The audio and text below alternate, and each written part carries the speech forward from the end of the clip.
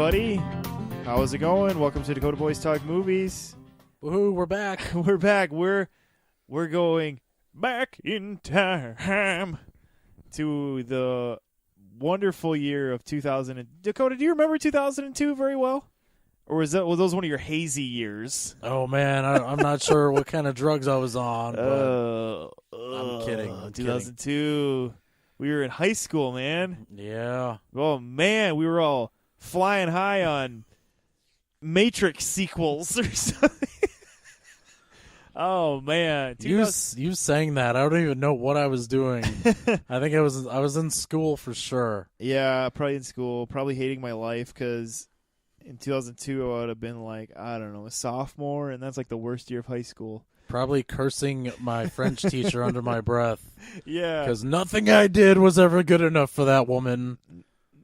No. But then you just get used to nothing you do ever being good for anyone.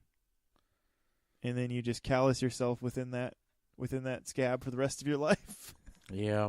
I feel like I was singled out in my French class because I don't want to participate in group activities that I thought were ridiculous. Do you think it's because secretly they know you hate the French people? I don't hate the French people. Dakota, I just look down on them, okay? Because they surrender in every war. We have to save them. Or they don't need surrender. They just like act like they're on our side and then just diplomatically back out. Anyway, enough about the French. Boy, we are going to the early 2000s where it's fun to bash the French. All right. Freedom fries. Yeah. Oh, man. We are going back to a world where there was uncertainty because September 11th had just happened the year before. Should I just go dark again? Yeah, let's go dark. We are going to be talking about Sam Raimi Spider-Man trilogy starring Tobey Maguire, Kirsten Dunst, James Franco, and occasionally Willem Dafoe. Ah, yes, the good old days. And J.K. Simmons as J. Jonah Jameson. You know, it's weird that most of that cast, aside from Joe Manganiello and Kristen Dunst, hasn't aged. J.K. Simmons got just jacked for Justice League for some reason. Even though he wore a baggy trench coat the whole time. Yeah, he was ready for part 1 and part 2. Maybe in part 2 is when he was going to like pull the arms out. And it just never happened. They condensed it. Oh man, yeah. And even Kirsten Dunst hasn't really overly aged. I mean, she still looks relatively the same. Well, I mean, I'm not saying she looks like she's like 100 or something. I'm not saying like she needs plastic surgery. You know who's probably changed the most out of any of them? Cliff Robertson, because he's actually dead and rotting.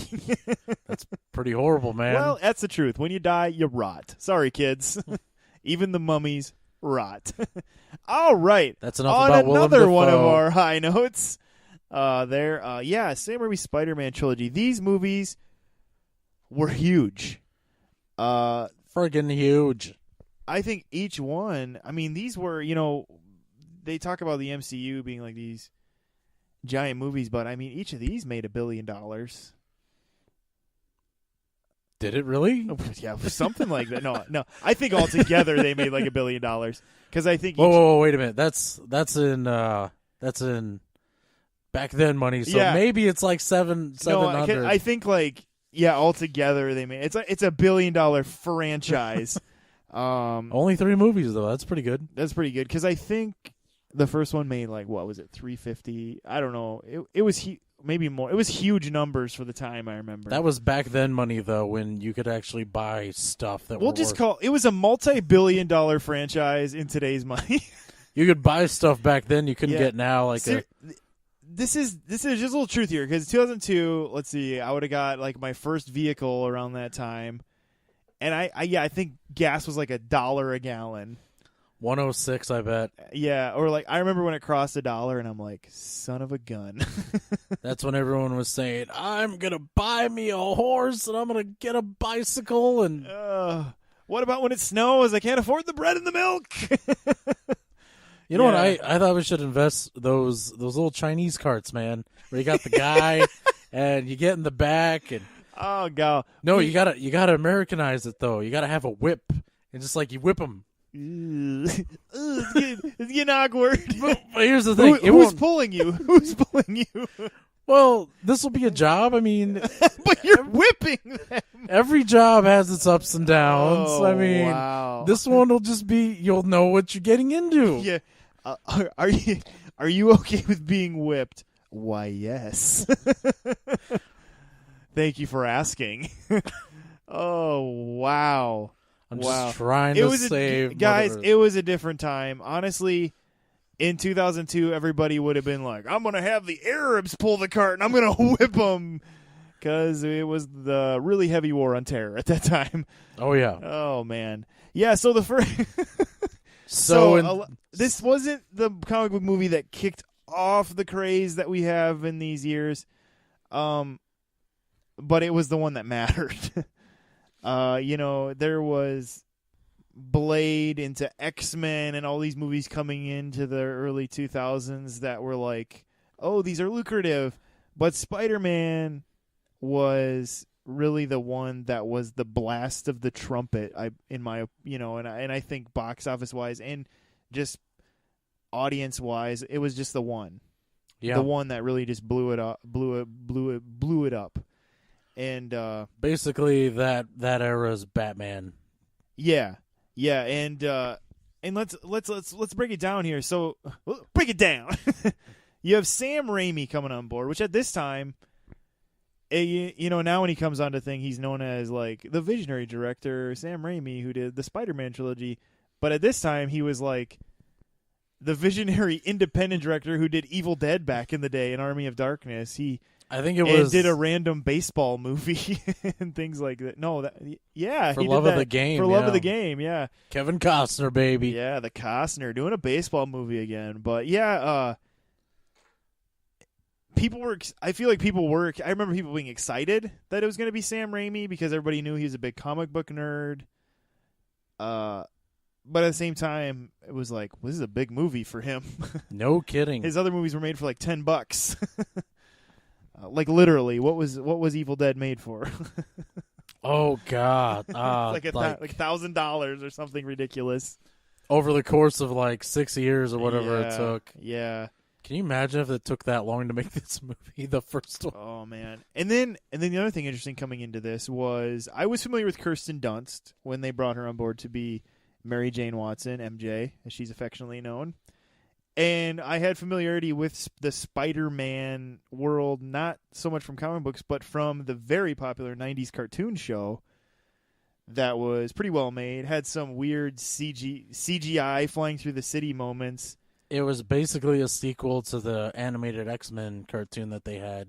Yeah, like kind of like a spin-off-y. It really felt like the same world. Yeah, except with CGI, not hand-drawn animation. Yeah, well, it was like... And less violence. The city swinging was CGI, which was weird. Yeah. Kind of off-putting. So, yeah, there was that familiarity. And then Tobey Maguire was cast as Peter Parker / Spider-Man, which I just barely had this haze of a knowledge of who he was. He was known for some smaller things before this. But were you familiar with Tobey Maguire coming into this? No, I'm trying to remember.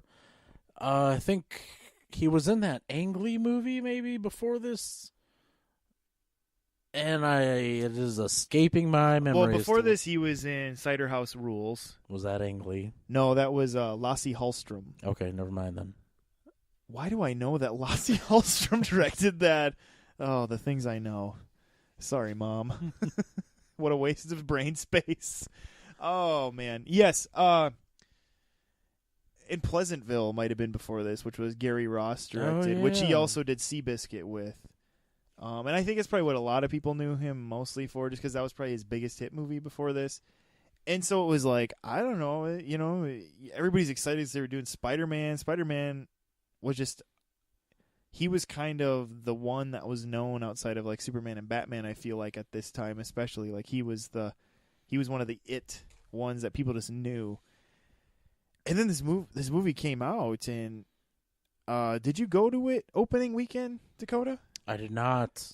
Do you remember seeing the original teaser trailer like a year before this movie came out? Oh my gosh. And they showed the helicopter sequence where he webs the helicopter between the Twin Towers. That was actually incredible, and I was just speechless when I saw it. Yeah, and then they had to cut out the whole Twin Tower fight sequence because of 9/11. But I remember seeing that teaser and just being like, wow, they can do this now? This is amazing, and just being so excited. And then I remember the first trailer coming out and how it used, I feel like it used the Planet of the Apes, Danny Elfman soundtrack for Tim Burton's Planet of the Apes. Really? Like, remember when the Planet of the Apes Danny Elfman score was used for like every trailer for a while? Yeah. It was like dun, dun, dun, dun, dun, or like do do do do do do do do do. It was like they just used it for everything. It was like there was like a Hitchhiker's Guide to the Galaxy teaser trailer where they used the Planet of the Apes. It was just everything. Danny Elfman, we love you. Oh man, he did the music for Spider-Man. Maybe that's why they used it. And so yeah, that was the thing. And then and then they had James Franco, who was pretty new. He was in Freaks and Geeks before this, but he was pretty relatively unknown. And then you had Willem Dafoe come in and some other interesting character actors to play these people to round out this world. And the first movie the first hour is really just Peter becoming Spider-Man. You learning that he's just a nerdy loser. And that the minute he gets some good advice from his uncle is horribly shot. And he feels like he is to blame because he kind of is. He lets the guy who shoots his uncle by, and it kind of causes this change in him with he has these powers now, and he has abilities to stop these bad things from happening, and that kind of becomes the juice of him to become who he is. But of course, I feel like this set the formula for a lot of these movies for a while, where at the exact time that he's becoming Spider-Man, the other guy happens to coincidentally becoming the bad guy. Yeah. And it's like, boy, that's very apropos timing. Can you imagine if Green Goblin would have been around before Spider-Man? We would have been in trouble. So where Willem Dafoe is playing the businessman who doesn't want to lose his company, and so he risks the experiment on himself and becomes a crazy lunatic even more than he already was. But with extra powers. I forget that he kind of enhanced himself by taking in that serum. Because I think in the cartoon, I don't know about the comics, I think he was just like a regular guy that was insane. And he had all this tech, basically. Yeah, and that's what's interesting about these movies is they do set up that there is a genetic insanity to the Osborn men. But that he was the reason the Goblin fully happens is still because of the serum. And so it's almost like the craziness is there, but the craziness came out to play because of the serum, Because Harry is hearing voices in the second one before he even takes the serum. Yeah. And so they kind of set up that there is this insanity. And it's interesting. So how do you feel about just in the first movie the overall design of this world and how these characters are played? Shockingly looking back on this movie, there is a lot of color in this. Very colorful. It's a super colorful movie. I feel like it's very based in like a red and orange. Yeah. Kind of feel like those are like the main colors that I always feel like kind of pop to me. It's kind of that reddish and orangish. But looking back on it, it's kind of nice to see a movie where it's not all, X-Men has it's always like one hue. Yeah. Kind of, and it's, Batman just black, gray. Desaturated or something. Yeah. And it's nice because this scene, it really sets a tone, lets you know, oh, hey, this is something light and, not so serious and dark, which at the time it was like, oh, man, I think that's what the country needed was little dose of lighthearted fun. And just lighthearted fun and getting to just punch the bad guy in the face. Yeah, it was very much, we very much for a while during this time had that, if you weren't really old enough or around during this time period, whereas it's very much how I sense people rallied when Pearl Harbor happened, where it was everyone just wanted to feel that a joy together and to just punch a bad guy, or just do something good. And this was the movie that helped rally those people. And you're right, because everybody always is like, oh, these new Marvel movies are just they think there's so much color, but it's no, there's Sam Raimi, you can tell, was very much basing this off the comics, where it was just you open page of the comic and it's just colors. How comics used to be, because sometimes comics now can get a little dark or black and white or whatever weird things they do, but it was just colors are just popping out at you, and Green Goblin is just all green. He's this bright, that shiny, glossy green suit he wears, and it's funny because they don't explain why he decides to make all of that exoskeleton stuff green and why it has a monster mask. Yeah, they're just kind of to be intimidating, I think if I remember from the commentary right, it's just that Norman Osborn just liked masks because in his study whatever, they just make masks all over his house. He just has a love for masks. Yeah, it's kind of funny. But did the face on that mask seem familiar to you? No. Wait a minute. Yeah. In Army of Darkness, there's a creature that grabs the woman. I think it lifts her up, and I swear it has that same face. Yeah, they copied an Army of Darkness monster face. Oh man, yeah. It's so. This first movie, just you just see this. Everything is going kind of sucky boy who everything actually, even when he becomes a superhero, everything kind of still goes sucky for him. But he attempts to use it. He attempts to use it for good, and of course the girl he likes falls more for the superhero than for him. And you just kind of see the setup of this superhero, and yeah, this movie, it was nice. It was cut and dry. And even though at the end, when she confesses her love for him and he rejects her, and you feel there's a little cliffhanger there, it still feels like it's a finished movie. It could have just stopped here, even though there is that little bit of I can't be with you, and he doesn't tell her exactly why, but we know why. He doesn't want her in danger. But it was just cool to kind of see just a finished product where, it could have stopped here movie. We don't get that much with comic book movies. No, man, let me tell you something. Looking back on everything and thinking about everything that they've done with Spider-Man, you got to admire the fact that this movie really stands on its own. Yeah. And it stands on its own basically because Spider-Man is who he is.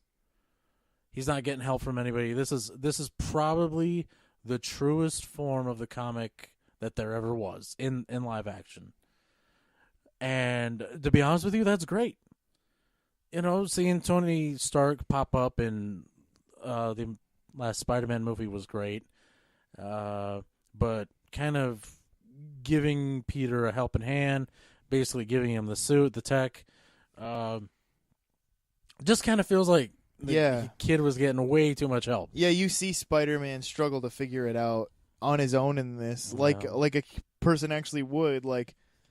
Oh man, what do I do here? And how do I figure this out? And how do I get the money I need? And and he basically survives by his own wits and his own abilities. Yep. And this movie, the first one, and I'll get to the second one later, but is way more, I think, cinematic because of that. You have, there's The Longest Day, and then there's Saving Private Ryan. One of them's trying to tell a story. The other one is, also doing that, but they're doing other things too. They're making you trying to feel like you're there. Yeah, sure. I see what you're saying. And it feels a lot more cinematic. And movies like that, I'm not trying to say it's better. The first Spider-Man was better than Spider-Man Homecoming, but those movies where it brings you into that world, makes you root for that hero, makes you wish you could get the girl, be happy. Those are the movies that kind of last over time. When you're 50 years old, you're like, hey, I feel like watching this movie again. Right, because I think a lot of people rag on these movies like, oh, he's just a crybaby. We like to do that now because we're a GIF and we're a meme culture. Yeah. But when you actually go back and you walk through this movie with him, you walk through his journey with him, that is not how he seems. He's a kid trying to figure this out, and he's just doing the best he can to get by, and you just love him. You're with him and you love him.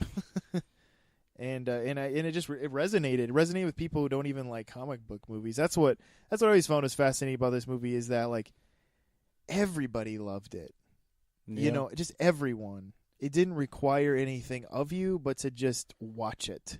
And I think that can sometimes be nice too, because a lot of comic book movies now can be like, you got to really buy into a lot of things that if you don't buy into those, whereas this is just like, he's kind of a grounded person, even though he has these abilities.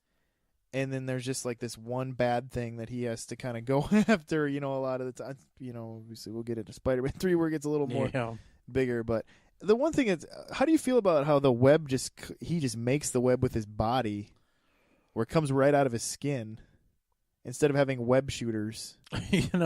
Some people I remember got really hung up on that. They were really. I remember that being like, people were just mad that he didn't have the mechanical shooters. Yeah, and the people who were mad were like, "Oh, well, if it would make more sense if it came out of his butt," and it was just like, "Oh my gosh, people." Yeah, and it was one of those things where in this movie they tried to make him like this spider was like genetic enhanced, and so it was like, and so they kind of set up this moment where when he transitions, where it's like, his genetic makeup has changed, and so I think they just kind of went with that. We're like, well, what if he just made his own web? I know, or whatever. I know. Supposedly they had thought about filming scenes where he created his own fluid. Oh, but yeah. I just don't remember why they didn't go with it. Maybe it would have slowed the movie down, they thought. I don't know, because then we got that. Because even in Amazing Spider-Man, he didn't totally create his own web. He kind of stole it from Oscorp. Yeah, but so many people were hung up over that, or the fact that the Green Goblin, it was just a solid mass. Like when he was talking, it wasn't, you couldn't see the mouth move. And it's like, there was so much nitpicking on stuff that you didn't, were just choices. And can we just all say that Willem Dafoe is amazing in this movie? Yeah. He wears no scary makeup, and his face alone is terrifying. He is scary. Very true. It's those cheekbones. That cheekbones with those smile. He is scary. When he is insane. I do find it interesting that he got. You're kind of relieved when he wears the green mask because it's less scary. Yeah, this is before Zack Snyder and the whole you got to get insanely like fit to be in a comic book movie. Yeah, he was already insanely like in shape. Willem Dafoe's a guy who always kind of keeps himself in shape. So yeah, I mean he's like old man muscular, but I remember the first time I saw that scene where he takes off his shirt to get in the machine, and I'm like, for an old guy, he's kind of ripped because he had like a 6-pack. I was kind of jealous, like a high schooler, even like, hey, he's looking pretty good for his age. Yeah, I remember thinking to myself, oh man, he looks like he could. Him and Spider-Man could actually fight, Yeah, because that's what I liked that about Tobey Maguire too, where when they kind of have him sweat it out and then he wakes up and he's changed, where he's muscular but he's not like.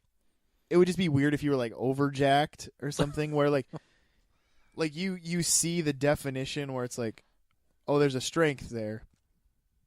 But it's not like it's not like he's just engorged or something, you know.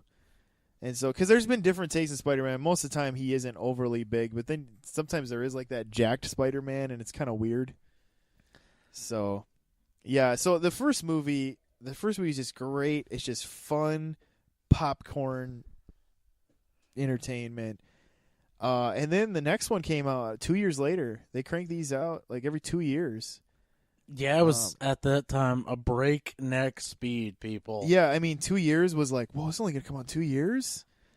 Yeah, it was just crazy, and they called it the original name Spider-Man 2. Just threw a 2 on it. Yeah, none of this and subtitle crap. I remember where I was too when I heard who they cast and that it was going to be Dr. Octopus. I was in the library at school and they had CNN on, and they were talking about how Alfred Molina was cast to play Dr. Octopus, and I was like, Dr. Octopus, that's cool. Where are they going to go with it? Like how they.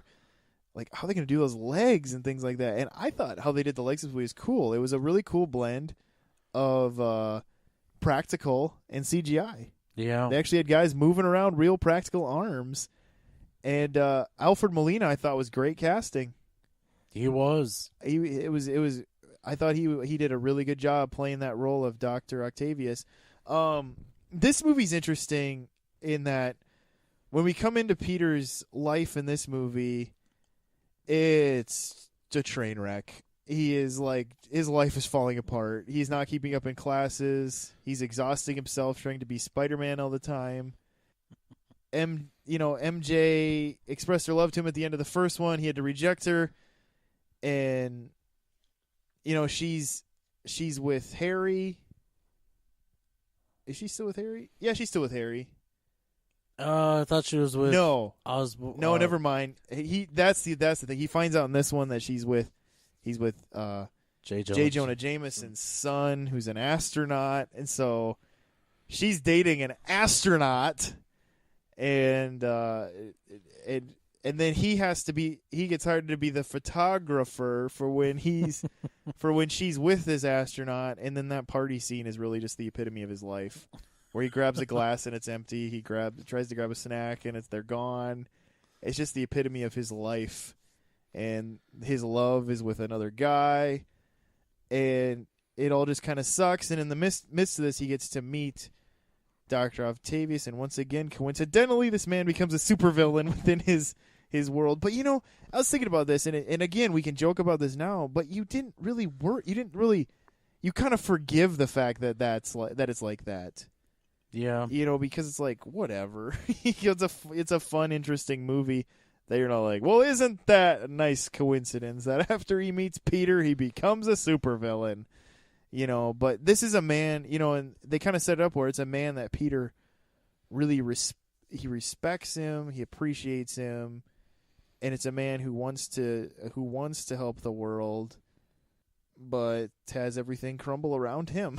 Really, it's really a movie about how both of them who he ends up going the route of a villain and hero, and Peter trying to remain the hero. They both are just men with their lives crumbling around them.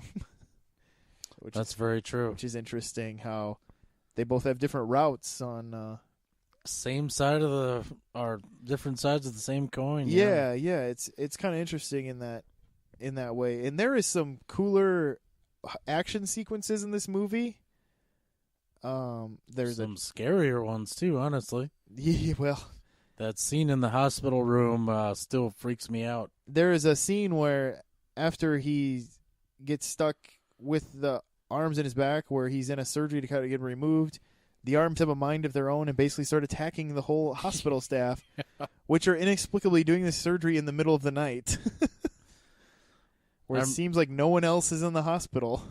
I remember this scene because on the commentary, they have like a chainsaw-looking thing there, and basically the only reason that's in the shot is because it's a throwback to Evil Dead. Well, yeah, because there's even this ridiculous thing where they show it go up into the air, like where it goes down, and yeah, you can tell it's a scene where Sam Raimi was just having fun with it, and I think that's what's funny about these movies is like he could do that, like they could go campy, but they never went like over campy.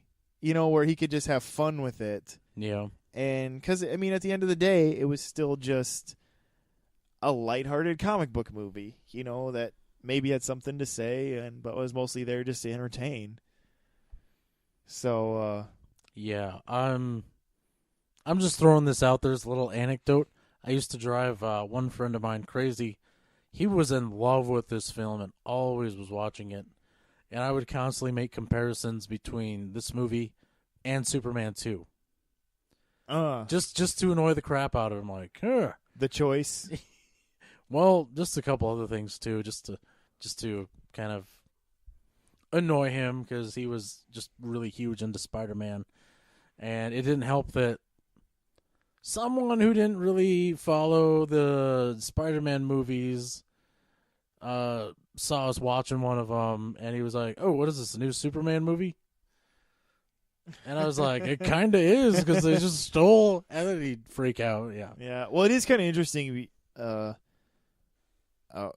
Because this one really does have a theme where he's having to choose if he's going to stay Spider-Man, because he realizes, like, if I weren't Spider-Man, my life would be so much better. I could have this, I could do that, and so he does. He throws the suit out. They do that. They recreate that iconic shot from the comics where he just throws his suit in a garbage can and says, I'm not Spider-Man. I'm Spider-Man no more.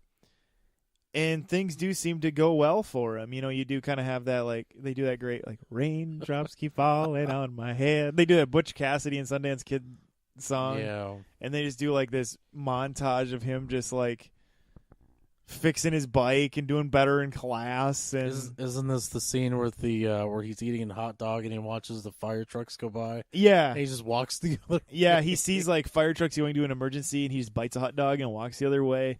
Like, he's just being a normal citizen and trying to give that up. But then he's realizing that even in the midst of that, it doesn't work. And it goes back to what the whole theme of the first movie is, which is, like, his destiny is to be this. Like, no matter what he does, he's always going to be Spider-Man. And that's really what he realizes in the second one is, like, I have a choice in one sense, but also I can't deny the gift that I've been given, because there's a curse on me now that I just have to accept. It's kind of really what it comes to.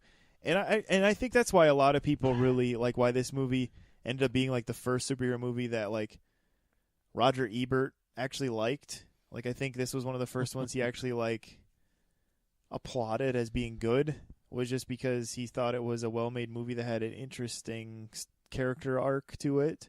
Because wasn't this in, like, X-Men 2, like, the first two superhero movies, he was actually like, these are actually good. Yeah, they're also kind of the first two that really challenged everything. Like, it's true. Oh, the bad guy can be more than just some guy who's evil, gets out of bed, twirls his mustache, and is like, what evil can I do today? Yeah, where Dr. Octopus, even though he's being evil, initially he's always trying to, like, he's trying to do the right thing. His claim is always like, but it's for the better, for the greater good type thing or whatever. One of the needs of the many outweigh, or the needs of the few outweigh the needs of the many type situations. And so there is, like, it's more nuanced. They're more nuanced. X-Men 2 and Spider-Man 2, which that's probably why the critics would like them a little bit more. And then this movie, the way it ends is that Mary Jane runs away from her wedding to the astronaut, and because she finds out in kind of the climactic fight of this movie that Peter is Spider-Man. That's when she finds out in this movie. And she runs to him and says, I love you. I don't care that you're also Spider-Man. And they just kind of end the movie there, where she declares her love to him. And then he hears sirens and she says, go get him, Tiger. And he puts on the suit and jumps out the window. And what's interesting is this is something I feel like is there, whether they meant it to be or not, is that her smile becomes one of a little bit of a reality check within that smile where it's like, is this the right choice? Like, this is his life, and now I'm telling him I want it to be my life. Him just running off into danger and things like this. And then the movie ends there. And, of course, at this point we know there's going to be a Spider-Man 3, which happens a couple years later. And Spider-Man 3. Yeah. This is the one where a lot of people think the series just went off the rails. Oh, yeah. It just... looking back on it, maybe they should just bribe Sam Raimi into doing maybe 5 movies. Because with this one movie, that's how much material they had. They never fulfilled on the Kurt Connors. Kurt Connors was actually played by a really decent actor. Yeah, a really good character actor in Spider-Man 2. And we kind of hoped that he would become the Lizard. Harry Osborn, I don't even want to call his whatever he was, the Hobgoblin. Yeah, well, they call him the New Goblin, I believe, is what his technical name was, and he rode that sky stick. Yeah, it's funny, we haven't even hardly talked about Harry, but it's because James Franco, what he does is, like, he's just kind of the also there. Yeah. In a lot of the cases. Like, he seems important at times, but most of the time he's just kind of, like, also there. In the second one, towards the end especially, he seemed to kind of be getting too lost in the role. Well, and the thing was, too, is in the second one, we didn't talk about this, I guess, but part of where Peter's life is also crumbling is that Harry believes that Spider-Man murdered his father, his father who he thinks was innocent and not the Green Goblin. And so the whole of Spider-Man 2 is Harry wanting to murder Spider-Man, basically, not realizing that Spider-Man is Peter. Yeah. And so the big twist at the end of Spider-Man 2 is that he realizes Spider-Man is Peter, and then it sends him into a spiral of insanity. Yeah, his besties find out who he is, and you see one side of it, and then the movie obviously doesn't deal with the other side, Harry.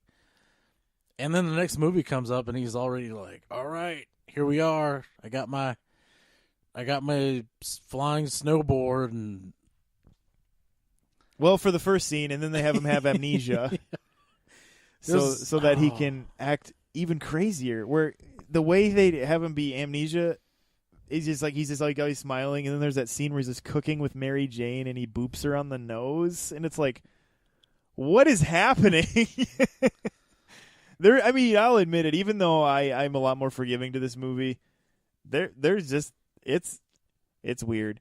And my understanding is, from what I've heard and what I kind of remember from the time, is that Sam Raimi wanted this just to focus on Sandman. I think he just liked to focus on one villain in each one and do something with that villain where they're a little sympathetic. You understand their motives, blah, blah, blah. But the studio's like, it has to have Venom. You got to put in Venom. We need Venom. Venom is what people want. And so all of a sudden you have this whole Venom storyline that convolutes everything else that's going on. And then they kind of end up making that a central part of the movie because of Peter becoming Black Suit Spider-Man and going all emo. Yeah, just so much going on in this movie. And then that's where a lot of people think it went off the rails, is when you have emo Peter Parker and... Well, he's a little bit psychotic there. I mean, he basically takes out Harry. I mean... Yeah. I don't know, I guess... He just starts, like, grabbing women's butts. Like, he just becomes, like, just a misogynist jerk. It's just kind of... Oh, and then, yeah, just... Mary Jane's career on Broadway isn't going so well, and there's a new woman trying to woo Peter. Yeah, they introduced Gwen Stacy in this one, and played by Bryce Dallas Howard, but with blonde hair. Bryce Dallas Howard has blonde hair, and then too much going on in this. Yeah, one. just. And I'm putting this out there. I I did think from the get-go Topher Grace was just a bad idea to try to play Eddie Brock. I think he thought it was a bad idea, but couldn't figure out how to turn down such a. I mean, how could you turn that down if you were asked? I mean, even when they showed the trailer where he's in the church praying that, Peter Parker gets killed, I was sitting there like, oh, wow, this is there's a lot going on here. He's channeling Eric Foreman trying to be a bad guy, thinking that's what we wanted. Well, and what's weird is that Topher Grace still looks skinny in this movie. And he gained like 20 pounds. Yeah. How small was he? Oh my gosh. Yeah, it was just kind of like a miscasting with a lot of convolutedness going on. Of course, the flip side of that is basically they just tried to get someone who was kind of like Peter Parker, I guess, but just a slimy version of him that didn't have any ethics. Yeah. And it's like, well, I mean, but physically, did you have to pick someone who also looked like they were a wuss? Right. Because Topher Grace, I don't think, had what it took to play a right Eddie Brock.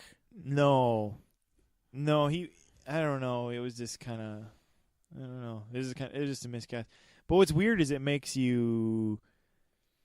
just ends up, because that's such like a problematic spot, is you kind of just even forget about Thomas Hayden Church's Sandman. Yeah.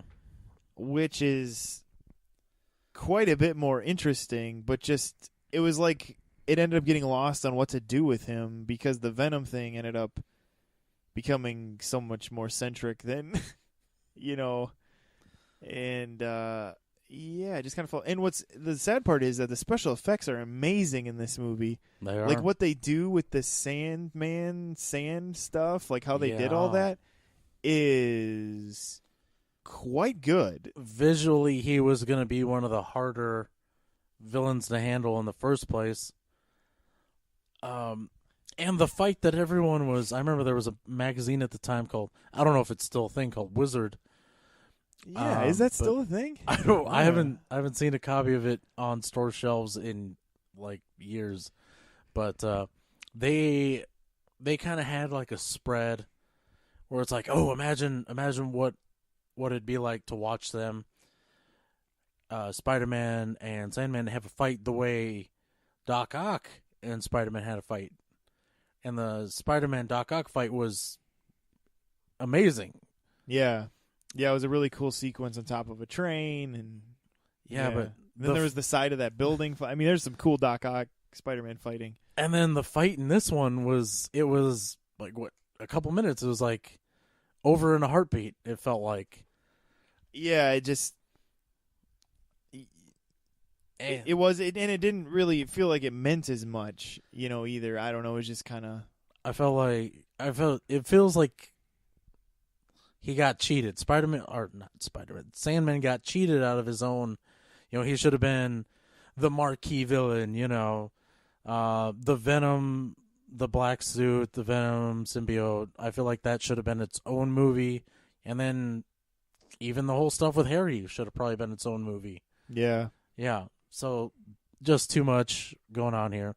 And then the Gwen Stacy thing could go really either way, like how necessary that was. She bothered me so much in this. And it's like she was really just there to so that Kirsten Dunst could be torqued off. Yeah.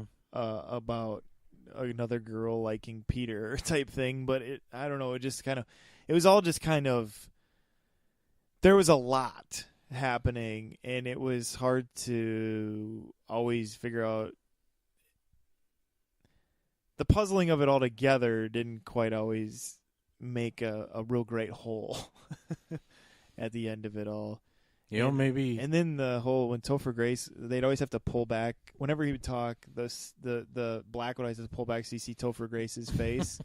And then he's having to talk through his plastic teeth or whatever, and it just was like, oh my gosh. Yeah, why did he have to have those sharp teeth? I have no idea. Because then... I don't even think they did the voice. he's supposed to have Venom is supposed to kind of have like a snarl, which is what they're doing in Venom right now. Yeah, they do a really kind of creepy, kind of the Venom voice that talks in his head. Yeah, like a snarl mixed with a hiss. It sounds, and it's very deep and like bass. Like a very bass driven. Yeah, I don't even think that was attempted in this movie. I don't know. Maybe Sam Raimi thought it was maybe a little too comic booky, but I felt like maybe that would have helped us buy this villain who really didn't seem like he was much of a threat to Spider-Man, other than the fact that he had his abilities. No, and then is that Venom's weakness in the comics that if you bang bells really loud, it bothers him? I believe that was Daredevil. I was just throwing that out there. Yeah, because then he just puts a bunch of organ pipes around him and he bangs them, and then the suit just like loses its mind. Yeah, I don't know if that was a thing or not, but because I always thought that was like, well, that's kind of a weird. It's a good thing they were at a church that had a bunch of pipe organ pipes. But I feel like they really backed themselves into a corner with, well, great, we got 3 villains in this movie. How do we end it? Peter Parker and Mary Jane basically kind of crossed that line where their relationship pretty much for some people would have been done. Yeah. And it's such a shame because I feel like we deserved a follow-up to this movie that we never got. To kind of and there was a plan for a 4th one, wasn't there? Yeah, they just, when Sam Raimi decided he didn't want to come back, they just decided to throw out the whole franchise and start fresh, which made no sense. They still had so much material to mine. Sandman basically literally walks away at the end. Yeah, he just kind of leaves. It's like, peace out, guys. I'll see you later. Yeah. He kind of mists off. Kurt Connors, of course, is still alive. Something else I'm just throwing out there. At the very end of Spider-Man 2, you see a guy dressed all in black that looks a lot like Thomas Jane. It is Thomas Jane. I know, but you have no idea how stoked I was when I saw that, because I was like, yeah, Punisher and Spider-Man crossover movie. Make it happen. Because when they did it in the animated show and in the comics, it was pretty cool. Well, that's how Punisher was introduced. Yeah. Because when I went to the Punisher, the first one in theaters, they had a reprint of the comic where Punisher was introduced. Oh, nice. At the theater that you could take. And it was cool because it was like, who's that other, the Jackal? That villain of Spider-Man's. He had convinced the Punisher that Spider-Man was this bad guy that was wreaking havoc on the city. Huh. And he's the one who lies to Punisher to tell him to come and assassinate Spider-Man. And then the Punisher, over the course of this, realizing like Spider-Man is actually a good guy. It's kind of interesting. It was just kind of cool. They gave away this reprint comic from back in the day at the movie. So that was back when sometimes movie theaters did cool things. It doesn't happen as much anymore. Some theaters still do it, I guess. But yeah, I wish I still had my original Hellboy hat. Oh wow, really? Yeah, I got a baseball cap from with a 2003 one. Yeah, or 2004. Yeah, they gave me a hat. Wow, I was one of the first people on opening night to go see it, and they just tossed me a hat as I walked in. Good for you for going on opening night. I was like, "Thanks, bro." And he's like, "You have a good night." I went to Spider-Man 2 and 3. No. Well, 3 I know I did. No, I think it was just Spider-Man 3. I went to the midnight showing, and so I didn't get over to practically 3 in the morning. And then, Spider-Man. I saw. I mean, back then I went to every movie on opening night. Oh, back and I remember there just being lines, people just waiting in giant lines. You don't even see that much anymore on opening nights. But yeah, it's crazy. But yeah, overall, I mean, this is still a really fun trilogy to revisit. So if we had to rate these, yeah. Well, first off, what order would you put them in for like your favorite to least favorite? Oh, would you go right down the line 1, 2, 3, or would you go 2, 1, 3, or? No, it'd probably go the order that it does for Star Wars, so 2, 1, 3. Okay. Yeah, I mean it's tricky because I feel like in a lot of ways 1 and 2 I look at them very equally. I don't know, and part of me like I like to rewatch the first one. I like that first one a lot, and so it almost makes me just want to go 1, 2, 3 with how I like them. And so maybe I will. Just in terms of how I like to watch them. How do you rate these?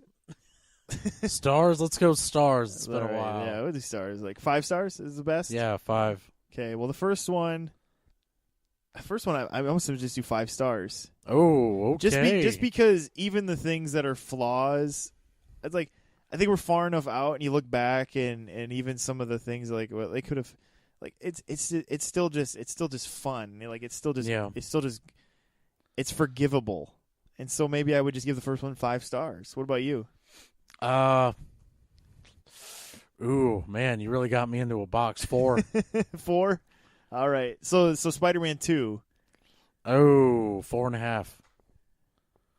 Yeah, see, I got myself in a box now because do I just give it 5 stars or do I? Well, they're almost the same though. Yeah, I know, and that's the thing. Like in my opinion, I hold them both kind of equally. Where I find even this little flaws in them pretty forgivable. So 5 stars is what I'd give the second one. Now, when I look at Spider-Man 3, I still think there's some good stuff in there. Yeah, there is, but and I still think that there's a lot of things in it that are coolly done and things like that. Where I'd go maybe 3.5. Really? Oh yeah. Wow! Just because I don't mind it as much as some people do. There's too much going on maybe, but I still watch it. Yeah. So 3.5. Okay, that's more generous than I'm gonna go. What do you do? You do like 2.5 or what? Yeah, I'm going 2.5, man. I was thinking about 2, but it's. You were like before we did this episode, Dakota was telling me that he just rewatched Spider-Man 1 and 2, and your girlfriend wanted to watch the third one. Yes, I refused. And you were like, if you put that in, I will make you leave. No, I don't know what you just refused, which I was like, wow. So you just never want to watch it again. You just want to pretend it doesn't exist. This is your Ang Lee, Eric Bana Hulk. You just want to pretend it doesn't exist, or what? Or more like, the Hulk the Hulk. I mean, the Incredible Hulk that was made. It's there. It's part of the continuity, but just don't look too hard at it. That Edward Norton one. No matter what you think about Edward Norton, it's a lovable movie still. Yeah, I mean, some things hold up. Some things are just. It's like okay. Let's go back to this. Let's go back to this time period a little bit. Now, so Hulk came out, Ang Lee's Hulk. How do you feel about that movie? Oh my gosh, it was horrible. It's pretty bad. It's pretty bad. I saw that twice in theaters. Like I had people trying to get me to talk that were talking up the film to get me to see it a second time. I saw it a second time, and I was just like, no, I can't get over They did so many things that were interesting. I mean, just like these movies, they try to add color to them. Yeah, but he was a very interesting shade of green. Yeah. But it's just like, no, the giant poodle was just too much, and then I don't even know what the hell happened at the end. What was the ending about? I'm trying to even remember how that ended now. He turns into a giant cloud or something? Oh, you mean like his dad just turns into that big thunder cloud because he's basically a drug addict on all his fuels and serums. I don't know what that was either. I don't even know what It was really, when you back up and look at it, is that Ang Lee was using a comic book movie to tell a story about child abuse. Or something. Yeah, I mean, I get what he was trying to do. Do you? I mean, this is me just speculating. No, I don't. I do think it's interesting, like how he chose to film it and how he would he would purposefully do a shot from like 5 different angles and then do it like a comic book boxes, like the frames. Like some shots were like that. So there were things like that were kind of cool and interesting. And the fact that Ang Lee himself played the Hulk in the movie, like on set, he was the one who did all the movements of the Hulk. It was like, that's kind of crazy that like this little Chinese man did all that. But yeah, at the end of the day, I can never say that was a good movie. What about Daredevil? Let's just go back here to this when they tried to like, because Spider-Man started it all, but there were also some misses. I remember thinking to myself the first time I saw him, like, what am I watching? When first time you saw Daredevil? See, first time I saw Daredevil, I was like, that was pretty good. Well, it's just, there were some things that were cool. The beginning, the fight in the bar, where he kind of beats up everyone. And then he just murders somebody. It's like, wait a minute. No, he just chooses not to save him. Yeah, I know, it's murder. Yeah. It is kind of weird. I don't know. And then, Daredevil's kind of a mixed bag of things. It had good visual effects. It's kind of like they just let the villains kind of do whatever. Like, okay, we're going to film you. We're just going to put the cameras on you. You just do your thing. Yeah. And it's like, why? What is going on I thought here? Michael Clark Duncan was good casting for Kingpin. Yeah, it was, but the problem is they didn't really do anything with him. Yeah, he didn't. He just kind of, yeah. They spent way more time focused on the love. Yeah, that and excuse me, I almost called him Deadshot. Oh, I see. Bullseye? Yeah. Oh, Lordy. I can't believe I just did that. But yeah, it's just, I don't know, I felt they could have used Michael Clark Duncan better. It was a nice try, I guess. Yeah. Now, Thomas Jane Punisher. That I actually really did like. Yeah, I genuinely liked that movie when it came out. Now I understand it is pretty corny when I go back. Like, wow, this is corny. John Travolta really brings that film down. Wow, does he ever? When I pay attention now, as a more seasoned adult movie watcher, I was like, what is he doing? What is he doing in this movie? Yeah, he's very distracting. Yeah, the other people that live in his apartment building, I feel like they spent too much time focusing on. Like, don't get me wrong, the scene with in Thomas Jane's apartment building in that movie. I don't know. They were trying to I think they were trying to these are the people that are going to help him be grounded as a human, because otherwise he's just a killing machine. So we need people to remind him of his humanity. And I think, but yeah, I don't know. The one weird twist of that is Rebecca Romaine, at the time she was called Stamos, was playing, the female living in the building, the waitress. Yeah, she was, Jane or whatever it was, and she was Mystique in the X-Men, and it was like, oh man, like, what is going on here? Yeah, I don't. Yeah. And then they had that Russian guy come and just bash apart his whole apartment or whatever. Yeah. Yeah, they're but it was interesting. It was an interesting way to do the Punisher, and what did you think about Punisher Warzone? Oh gosh. I really like that director. I do. Lexi Alexander. Yeah. And I get what she was trying to do. And all I could say is it was the mission that was bad. She was trying to bring Garth Ennis's stories. She wanted to make life. Like a real, just gritty, violent. Well, here's the problem. Garth Ennis's work is also really cartoony. Oh, okay. That's what it suffers from. And his characters talk in exaggerated accent. I mean, like if he was drawing me, he'd be like he would almost try to get me to talk like an old school Indian with, Steven, movie no good.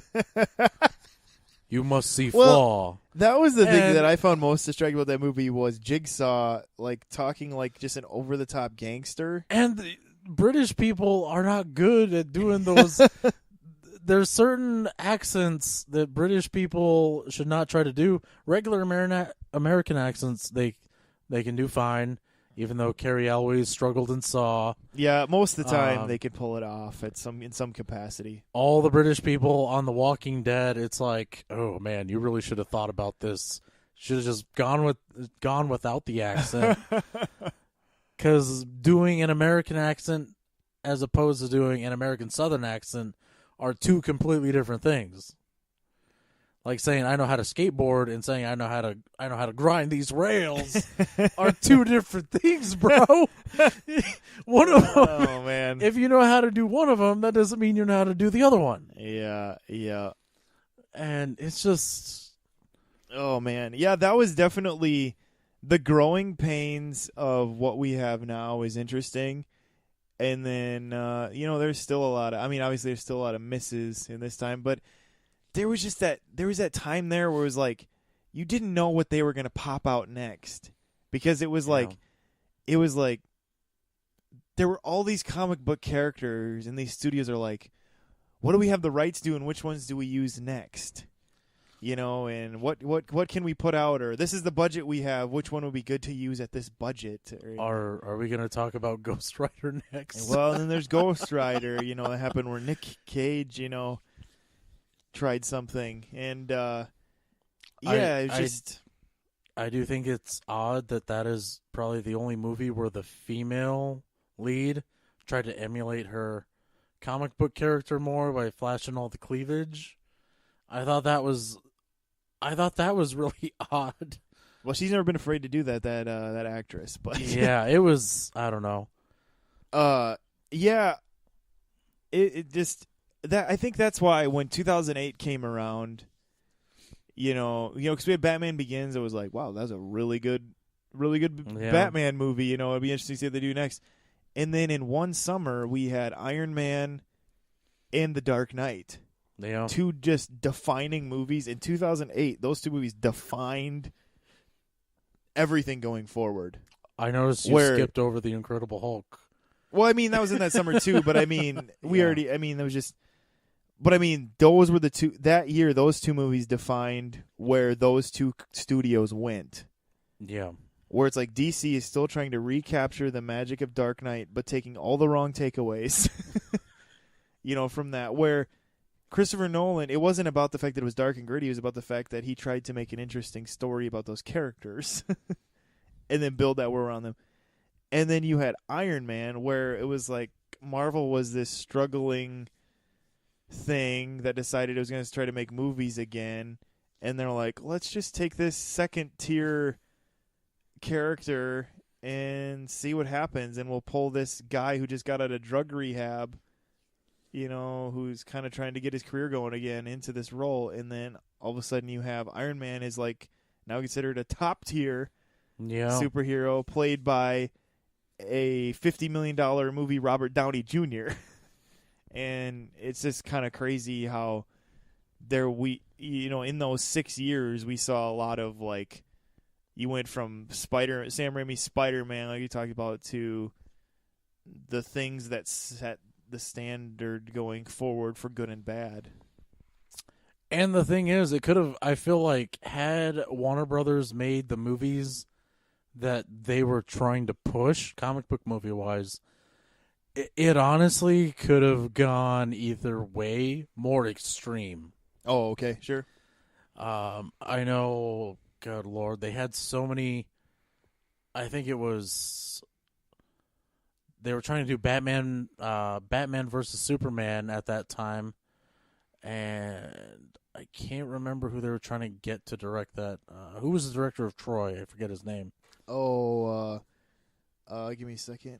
Wolfgang Peterson? Yes, they were trying to get him to do it. I know they were trying and failing miserably to get Frank Miller's Batman Year One made.